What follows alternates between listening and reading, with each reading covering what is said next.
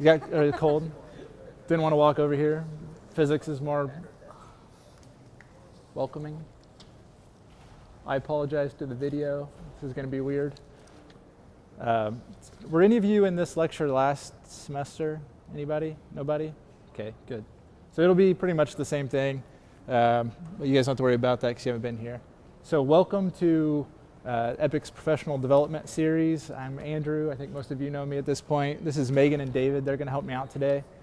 So we'll split into some groups and do some activities in a minute. Probably, do you want to do 3 groups or just 2? Either way. But what we're talking about today is delivering effective design reviews. So it's kind of like a light version of a speech class. Did all of you take some kind of speech in high school or take COM 114 here? Everybody? Okay. Did you all have, at least in high school, did you all have a teacher who had been teaching speech for a really long time? And they probably weren't at all afraid of it anymore? And then when you went up to talk, were you a little uncomfortable? Just a little bit? Nobody? Everybody felt really good about it? No fear of public speaking in here? Okay. Well, generally, people find public speaking one of the scariest things that you can do. In fact, a lot of people say they would rate public speaking as more frightening than death. Reason for that is physiological. So you're programmed to think that if a lot of people are staring at you, that you might be prey, and it actually initiates your sympathetic nervous system to a fight or flight response. Okay, so some of you have taken biology, are familiar with this. So you actually want to run away. You're afraid. Your heart rate increases. Your breathing gets shallow. So it's a real thing. That fear is real. And it's part of everybody. Everyone who speaks, at least in the beginning, is afraid doing it. So we're going to talk about today just some ways of breaking through that kind of anxiety and fear about public speaking and being more comfortable. Okay. So we're not really here to teach you to be a perfect presenter. We're just here to help you kind of get through your design reviews and do the best that you can. Okay.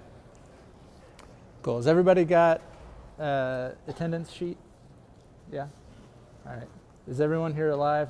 Like no feedback from you guys at all. Are you good? They're still cold. Still cold? It's kind of cold in this atrium. You're going to get woken up really fast because Yeah. we're about to make you speak. So Yeah. get ready. Gonna get up Fight and or move. flight is about to kick in. That's right. So the lessons we're going to talk about today are things that I have learned in my career, mostly through a couple of sessions with the Second City in Chicago. So they're an improv comedy troupe. They work out of several theaters. They travel throughout the country, and they also do corporate training, and that's where I've learned this, okay? So improv theater is not the same as public speaking, but a lot of the principles and the skills that you use are the same. And so by taking some of that improv comedy training, you can be a better speaker and be more comfortable in front of other people, okay? So in improv theater, has anybody been to an improv comedy show? A few of you? Everybody who's from Chicago? Yeah, is that about right?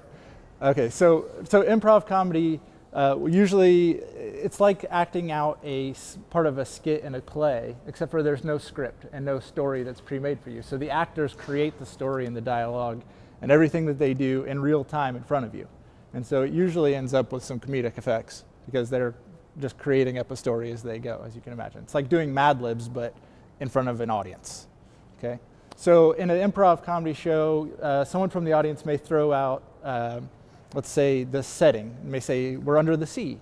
And then me as an actor, I may say, okay, I'm going to be Coral, and I'm going to stand like this. And I might realize that being Coral is a really terrible thing to be because I can't move or talk, and I'm just going to stand like this the whole time.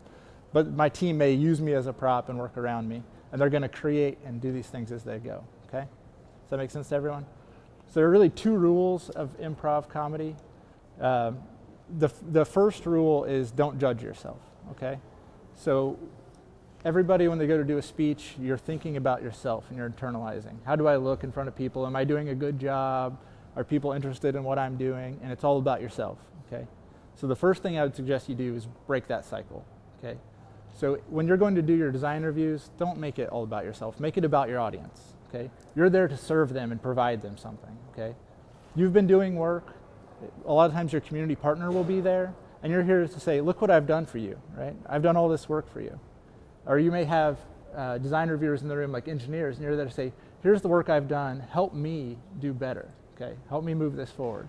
So you're there to serve them by giving them this information about what you've done. They're there to help you do better on your project, whether it's for them or for someone else, okay? So it's not a Shark Tank environment in a design review, right?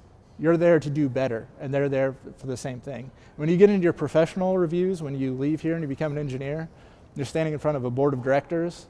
These talks can be really intimidating because your career can be on the line, right? You're being judged for work that you may have been doing for years, and that can be really intense. But if you remember that those people who you're talking to want you to succeed, right? They want you to win because you're their employee, right? They want your project to be better. So if they yell at you or tell you you're doing something wrong, it's not to make you worse or break you down as a presenter. It's to help you do better. And if you see it from that point of view, you'll make it less about how do I look, how am I doing, am I okay, and more about providing this information and doing this service, okay? Does that make sense to everybody? And then the second rule of improv is just that everything you do is right, okay? So if we're in an improv scene and I say that I'm coral, and then David starts to pretend that he's a fish and swimming around me, I say, oh, that looks fun. I don't want to be coral. I'm a fish too. Then everybody in the audience is really confused because I said I was coral, but now I'm swimming around, and that doesn't make sense, okay? So everything that you do is right. And again, if you come from that place of service, you make it not about yourself, then you can go through with that, okay? So when you're in your meeting with your partners and you're up here presenting together, if someone says something that's incorrect, don't stop and say, no, that's not right. Say, okay, and then move forward and say, and then we tried that and then we worked on this, and move forward and always be positive, okay? So support each other when you're talking, all right? So you're up there as a team. A lot of times we'll see in team presentations, if David's talking, Megan and I might not be paying attention at all. We might be thinking about what we're gonna talk about or what we had for lunch today, and we're not supporting him while he's talking, okay? But when you're there together as a team and you're talking together and you're showing yourself as a unit that we worked on this together, we're here to share it with you, and you're focused and you're in the moment with them, then it goes a lot better, okay? So we're gonna break up, we're gonna do some kind of group exercises to go through some of these improv activities. So we can do 3, say what? 35. About 35? Okay, so if we do, it would only be groups of about 7. That's fine. No? We can do that, and then when we do speeches at the end, we'll come back together. Okay. All right, so let's do groups of about 7. So I'll be in that corner. we'll do it this way. Let's cut like right down here. You guys over there, go with Megan. And then right here, you guys over here go with David, and you guys in the middle come with me, okay? Back for the 30-second speeches. Yeah. So at about the hour. Yeah.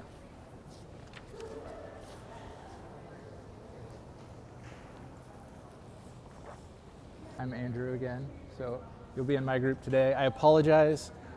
You get me, I'm the amateur of this group. So Megan and David are both actually doctoral students in communication. I'm just an engineer. So what do I know about public speaking, right? Tighten the circle in a little bit. So the first game we're gonna do is just introductions. So I just get to know each other's names. But one caveat, we'll start, I guess I'll start and we'll go this way. Whenever I want you to say your name and say something about yourself, anything. It could be interesting or not. And everybody in the crowd here is just going to do thunderous applause, okay? So just whatever they say, cheer like they just like hit the winning basket or just scored a touchdown. So we just beat Notre Dame or something, I don't know. So I'm Andrew. I have 2 kids, Lucy and Eli.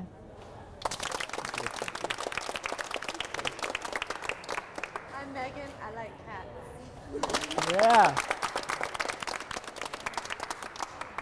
And I like Fiberglass. I'm Zen. I'm very sick right now. Yeah, she's sick. And you're out of the group now.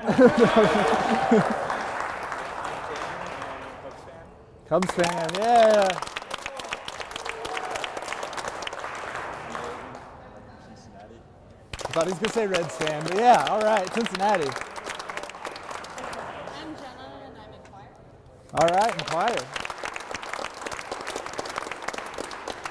Hi, I'm Anne. I'm from Charlotte, North Carolina. All right, North Carolina. I'm Caroline. I'm from Fort Wayne, Indiana. Yay, Fort Wayne. I'm Emily and I like pickles. Pickles are delicious. All right. Puppies. Who doesn't like puppies? All right.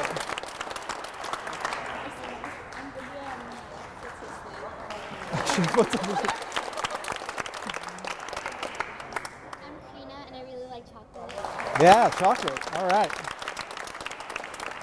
I'm Elizabeth, and I really like to run. Running. I'm Paola and I have a hummingbird tattoo. Hummingbirds. All right. So that seems a little silly, but how did you feel when everybody clapped for you? Right? Did it make you feel kind of good and reassured and positive? Very uncomfortable? Okay, uncomfortable maybe, but it's positive, right? Like it's this, you get this positive energy.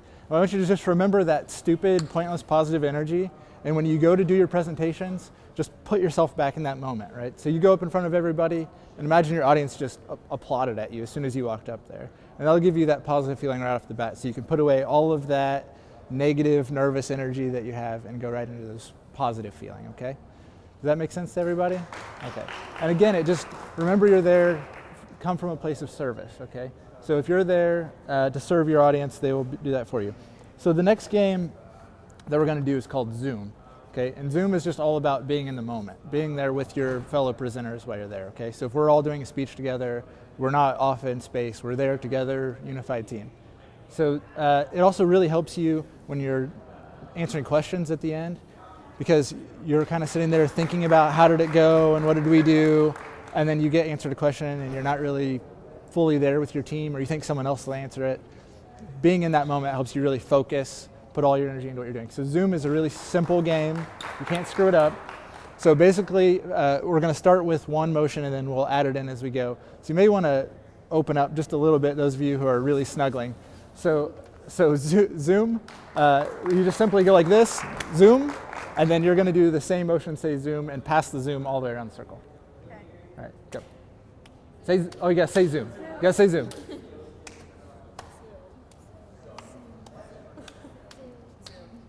Zoom.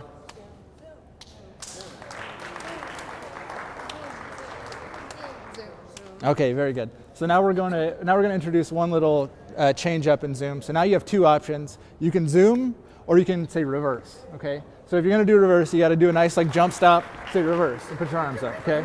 So don't be shy about the body language in Zoom. You got to get up and get moving. So if you're too shy, I'm just going to keep making people reverse it back to you until you break through it. Okay. So a strong Zoom with energy, and the key to Zoom is to always give at least as much energy to the next person as you got. Okay. So keep bring the energy when you Zoom. It should be an enthusiastic Zoom. Same thing with the reverse. Okay, ready? Zoom. Reverse. Zoom. Zoom. Reverse. Zoom. Zoom. Zoom.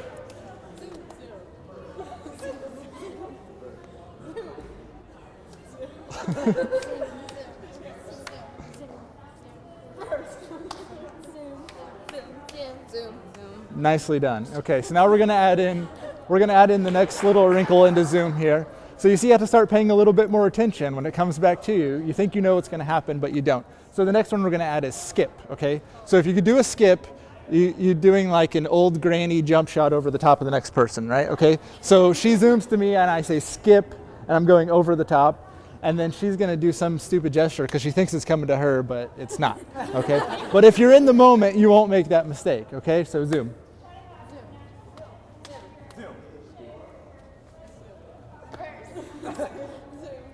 Reverse.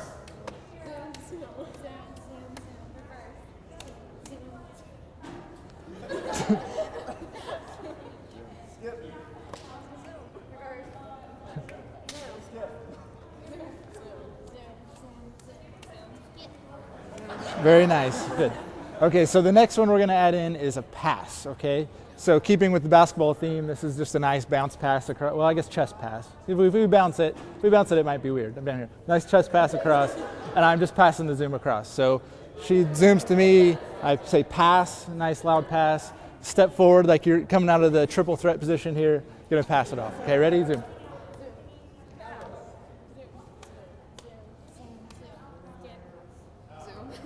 Skip. Pass. Zoom. Reverse. Zoom. Zoom. Zoom. Skip.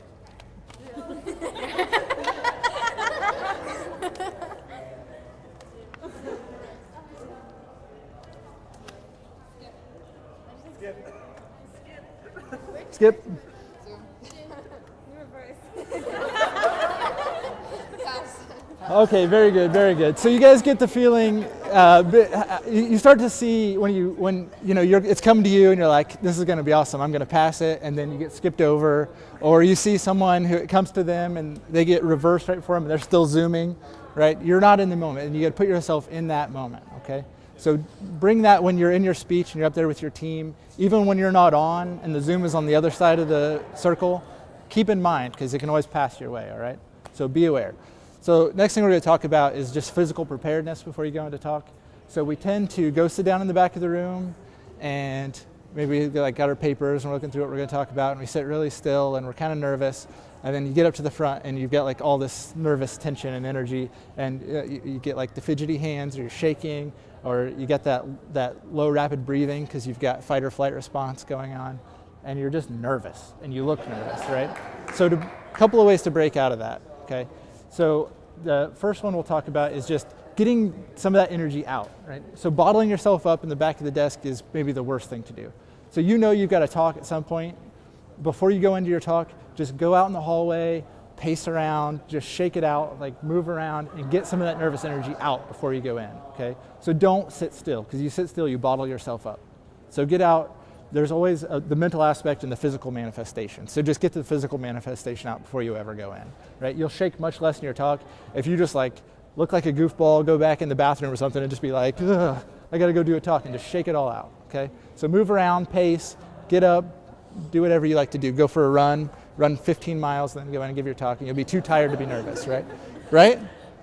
Yeah, go out on the trails and do it, or something in the snow. That would be more challenging. So the next thing is breathing a square. Has anybody ever heard of breathing a square? Yes.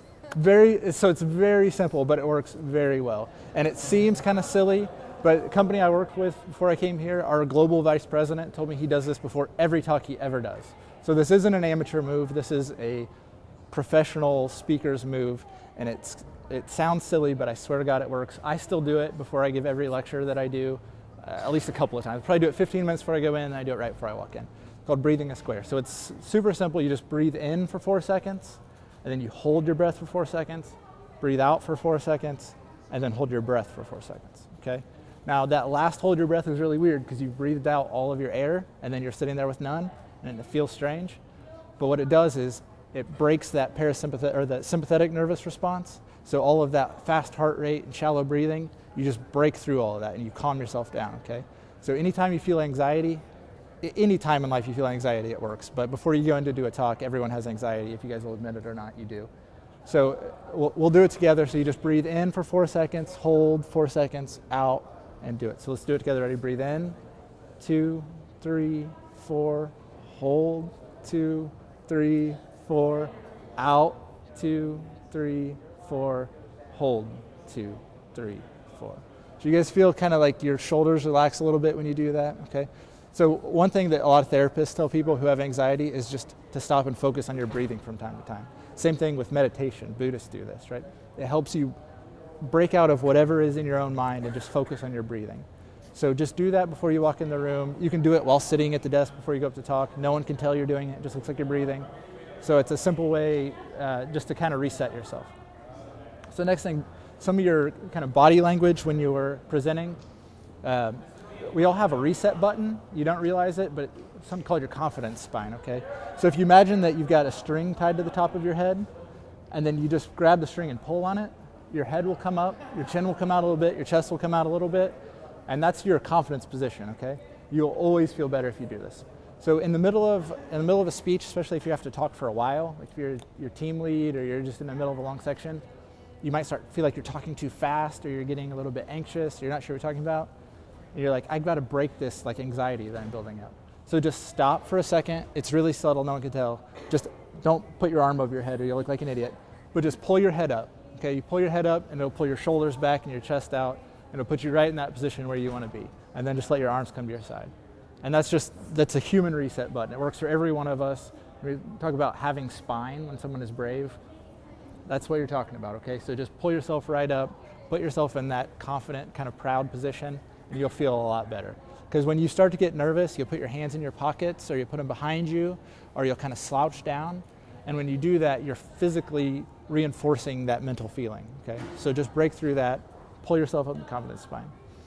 So another thing, your arms. So arms are one of the, especially hands. I don't know if anybody's seen Talladega Nights, but when he's talking to a reporter, he puts his hands up over, says, I'm not sure what to do with my hands while he's talking. We always do weird things with our hands, okay? So people will either put their hands in their pockets, put them behind their back, okay? We're not sure what to do with them. So it's good to gesture when you're talking. If you're saying like, I ate a sandwich, it was this big. This reinforces what you're talking about, but just waving your hands around doesn't, unless you're Italian, and then you do this a lot. So just put your hands right here, okay? It feels weird, especially when you're in front of an audience, to put your hands like this. Like, it feels really weird, but it's the most normal looking thing that a human can do, right? My arms are where they go.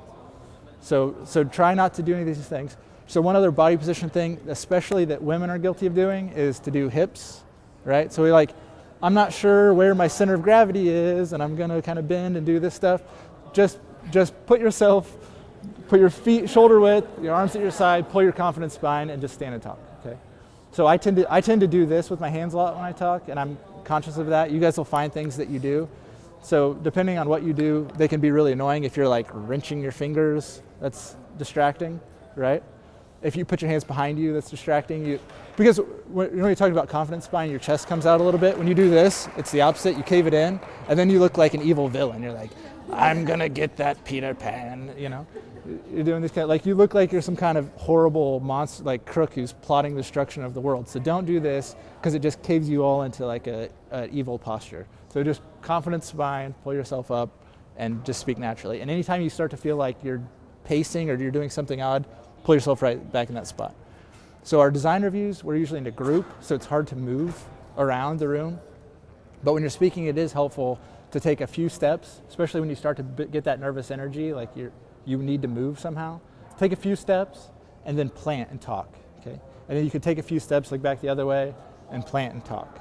And you'll see a lot of speakers do this, and then they might move back to where they started. So that engages more of the room, and it helps you relax. So that's positive. But what you don't want to do is to be like, and then or to be like fidgeting with stuff. Like I always bring a drink because I get dry throat when I talk, and I'll like, and then you guys know what I'm talking about, and it's distracting. Okay, so don't do that in your talk. If you need to hold something because you have crazy hands, you can hold a pencil or a bottle of water or something. There's a lot of people with crazy hands when they talk, and they're just like, I don't know what to do with my hands. So put them here. If you can't stand that, hold on to like one thing, and then you won't fidget with it. Like, just give it a good grip and talk. Okay? Does that make sense to everybody? That's cool? Okay. All right, so next thing we're gonna do is a little eye contact exercise. You guys like this one a lot. If that's your coat, you might wanna move it. So what we're gonna do is, you guys over, take a few steps this way, and you guys over, take a few steps this way. And what you want to do is I want you to walk toward each other and past each other, and then come back and forth like this, okay? And what I want you to do is to make eye contact with someone as you're walking past them, and hold that eye contact just until it starts to feel a little bit awkward, okay? So we all have something called the intimacy barrier, and it's different for everyone. But as you're giving a speech, or a presentation, you should make eye contact with your audience. So they know you're paying attention to them, you're engaging them, they're not falling asleep, right? So you're bringing people in. But it's really awkward. We're not used to doing it, especially when you're in front of a big crowd. Like, all of you guys are looking at me, and if I just look at all of you as a group, it would freak anybody out. And if you've got a hall with 10,000 people, it's much worse, okay? But if instead of doing that, if you can have 10,000 individual conversations, okay? That's the way a lot of speakers will refer to it. So they say, I'm not gonna talk to this audience. I'm gonna talk to Cincinnati shirt, and I'm just gonna talk to him. And I've got an hour talk, I might talk to him for like 30 seconds. I'm just gonna tell you about what I did today. And then I'm gonna move on to somebody else. And I make eye contact with the whole room by making eye contact with several individuals, right?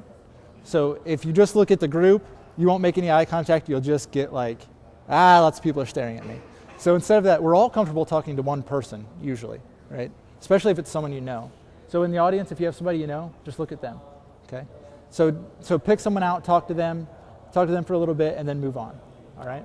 So in this, what I want you to do is to learn to make that eye contact and to hold it and to expand that intimacy barrier where you're able to look at someone a little bit longer and feel more natural doing it, okay? So go ahead and walk across and then just kind of come back and forth and make awkward eye contact.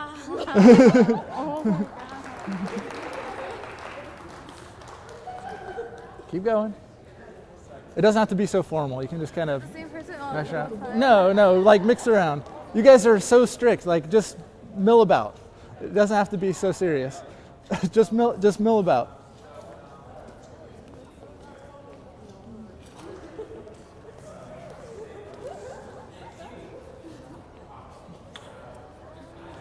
Keep going. Okay, now the next time you come back through, what I want you to think about is that coming from a place of service, think about help the other person to hold eye contact with you. So stop thinking about yourself and your eye contact and think about the other person's eye contact, okay? So if you're coming through and I'm looking at Caroline, I want to help her make eye contact with me. I want to help her to feel comfortable about it. So put on a friendly disposition. Try and put yourself thinking about the other person instead of you, okay? All right, just do it like 2 more times and we'll be done.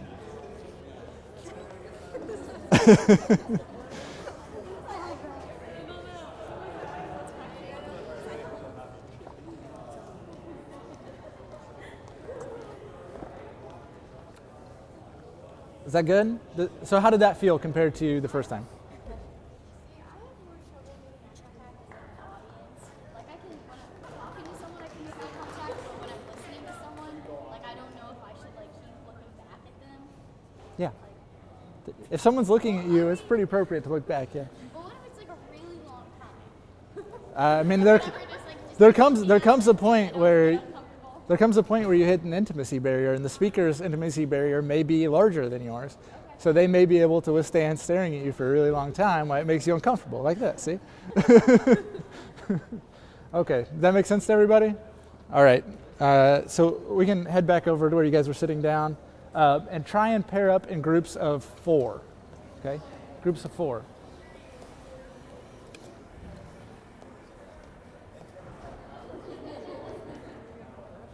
Exercise we're going to do is to give speeches. You guys ready to do that? You're going to give a presentation. So these 4 are an expert panel on a subject that we are not sure what it is yet. You guys are going to provide that. And so what we're going to do is we'll start at the left end. She will begin to talk about the subject that you have brought up. We'll give her about 30 to 45 seconds to talk, and then we'll ask the next person to start, and they have to start their talk with the last word that the previous person used. So say I ended my sentence with the word car, then the next person will have to start their talk by saying car, okay? Now that might come out really odd as a noun, but we'll work it out and do the best we can. So can I start with the topic? Dinosaur shirt, give me a topic. Movies, okay.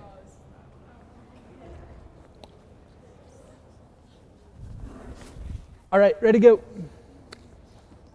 No, you don't get time to talk it over. Okay, well, movies are a great source of entertainment. You can watch them in your house if you have like Netflix, or just get it on like a DVD. Or you can go to the theater and pay like $10 to watch a movie. Movies are pretty cool. You can a lot of times like eat food during them, which is pretty cool. They usually last like 2-ish hours. Kids' movies are usually shorter. Some movies are really longer. And you can watch them with some friends or some family and make it enjoyable. People will yell at you for talking during them, like that. Next. That is a very good description of how you can watch movies. I think my favorite movies have always been Disney movies. The Disney princesses are my favorite. I always like The Little Mermaid the best. Andrew reminded me of The Little Mermaid earlier because he was talking about improv comedy and how he was going to be Coral. So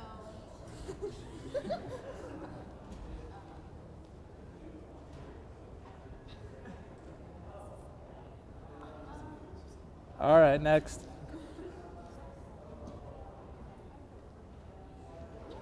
Coral. it was so. It was definitely so.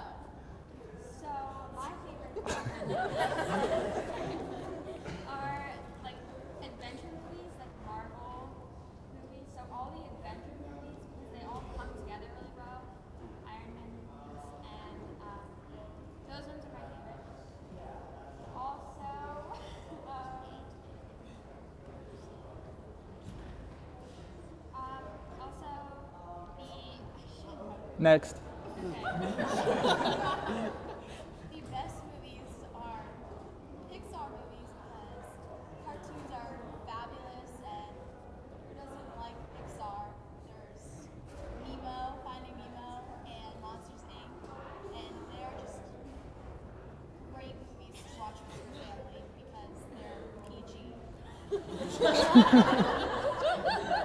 All right, wonderful job. Very good, very good. Okay, you guys can sit down and pick the next group that you'd like to go up.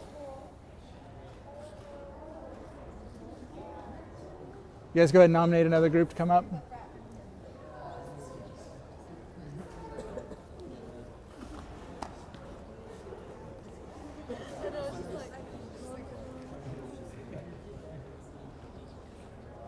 All right. Yellow dog shirt. Can we get a topic? Dogs.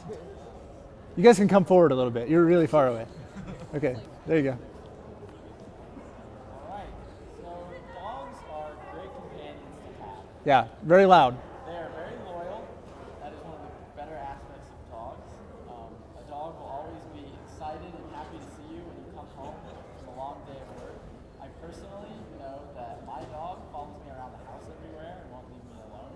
But I don't really mind it because after a long day at school or whatever I have to do, coming back and seeing my dog is pretty enjoyable. Next. Dogs are also really good with kids. They love to play outside in the backyard with young kids or with older kids or with kids our age if they're still kind of kids.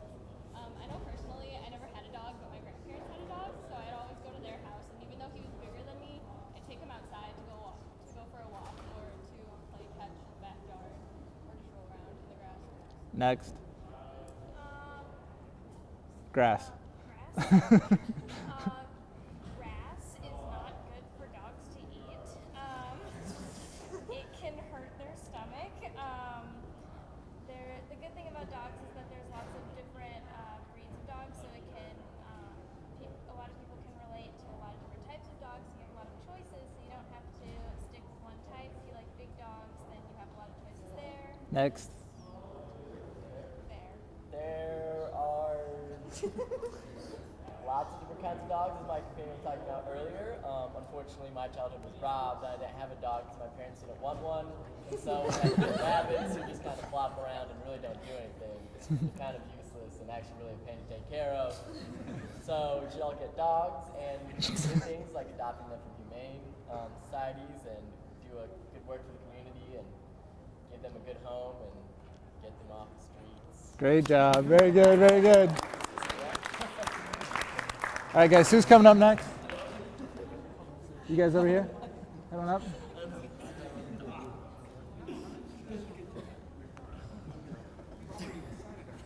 We've already decided.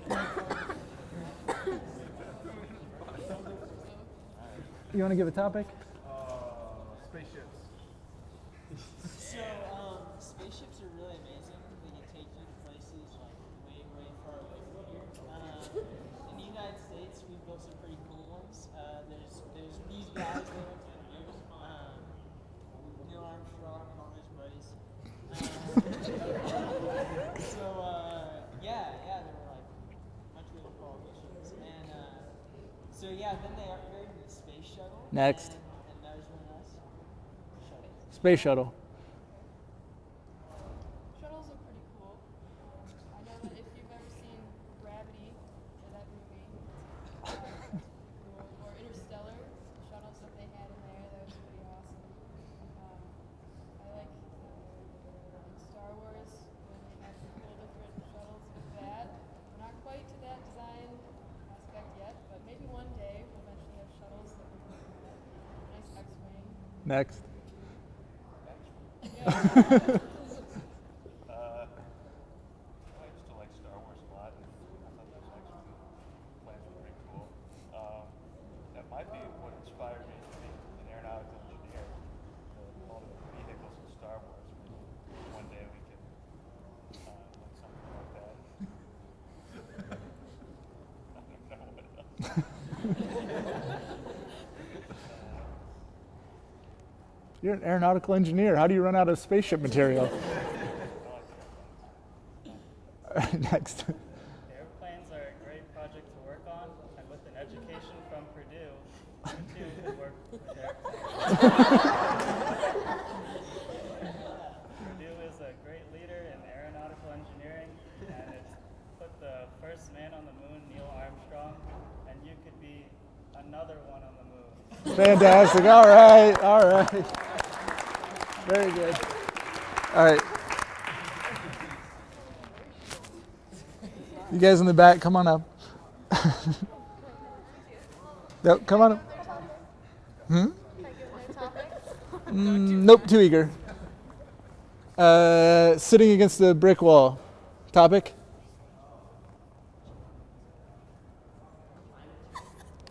Climate change. Climate change.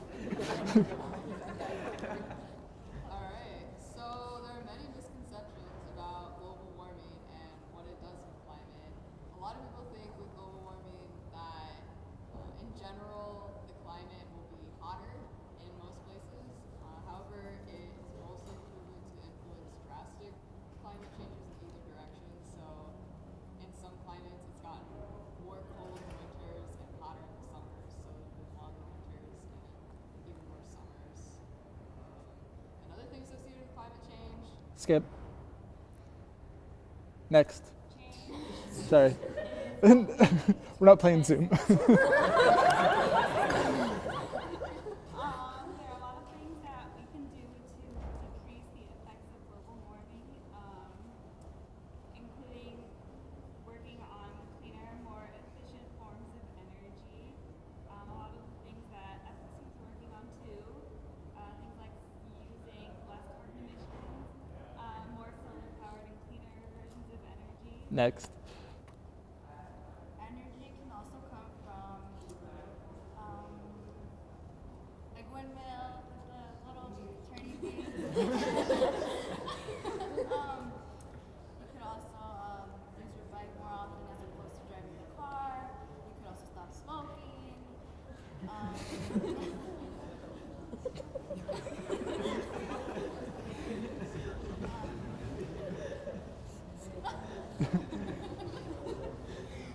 Another part of climate change. Next. Change is really important. You want to stop global warming. So one way is to, of course, as I said, to ride your bike, to be more environmentally friendly, recycle, which I should do more working on it. Anything else? You can also go around and volunteer with many programs that help climate change not happen. Very good and great message. Great message. I had no idea that smoking both helped your health and the environment. You in a group? Bring them up. Can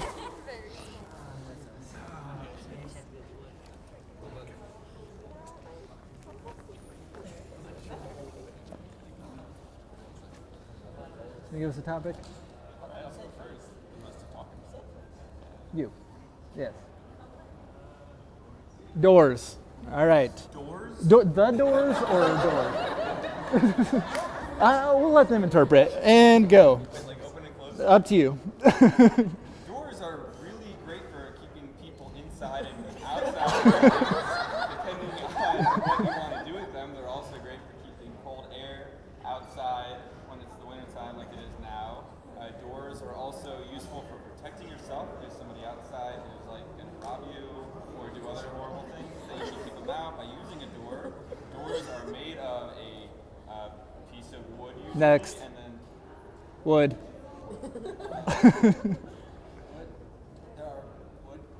doors. But if you put the word "gun" for doors, you can talk about the Doors, which are a really psychedelic old group that probably no one knows about. They're really weird, kind of good. Flashback to 60s, 70s music. So I'm sure they had a lot of doors in their houses. But doors are good in every aspect, literal and not literal. Next. Yeah, we'll go with literal. Literally, some doors are not made of wood. Some are made of metal and have lots of bars. They're usually used in prisons.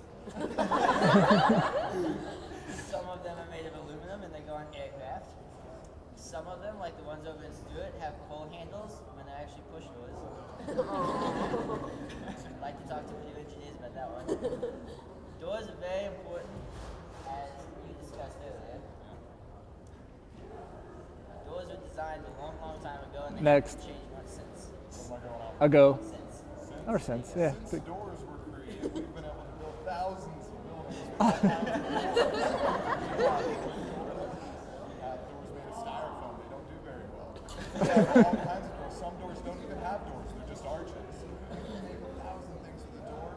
You can make walls with doors or no doors with set doors. Doors can do anything, and they're the doors of the world. Very good, very good. Great job. All right. Does anybody else want to be tortured, or was that enough? Was that good? Okay, so a couple of themes that I noticed on your body language were I'm not sure my center of gravity people. So like I'm gonna kind of lurch over here. So watch that. Like it's never a good idea to cross your legs or stand on one leg while you're talking, because you are just playing like the flying trapeze the whole time. So or trapeze, the tightrope. So just put your feet, shoulder width apart. Keep the hands here. Lots of hands in pockets. So that was one thing that we talked about. Make sure you get your hands out of your pockets. It looks like you're trying to hide something. Same thing with behind your back. We had a couple behind your back people. So when we talked about confidence position, your head's up, your chest is out a little bit. Behind your back, it comes right back to like the Mr. Burns, right? In The Simpsons is doing this. So watch for that one. Anything else you guys noticed in particular? Huh? Swaying, yeah. So a couple of you were kind of like, I'm going to dance a little jig while I talk. Because again, it's kind of that I'm not sure where my center of gravity is. So you're like, is it over here? No, it's over here. No. So if you just put your feet across and stand in the middle, you'll be comfortable and you won't go anywhere and you won't be distracting. Okay, so don't dance, don't sing, just go up, confident spine, arms by your side, and talk about the work you've been doing all semester, right? So this is really easy because our presentation materials aren't research projects that you had to look into. It's not a course project where you had to look up 10,000 things in a book and talk about it. You're just talking about what you did this semester and maybe the semesters before if you've been here for more than one, right? So pretty low intensity talk in our design reviews. So all you got to do is just go up there and say what you did. So if you keep it conversational, you don't try and memorize everything you have to say, just come up, talk about what you did, be confident, you'll do fine, okay? Does anybody have any questions? I think we're right at time. No? Good? Everybody ready to go? Get your Monday night back? All right, see ya.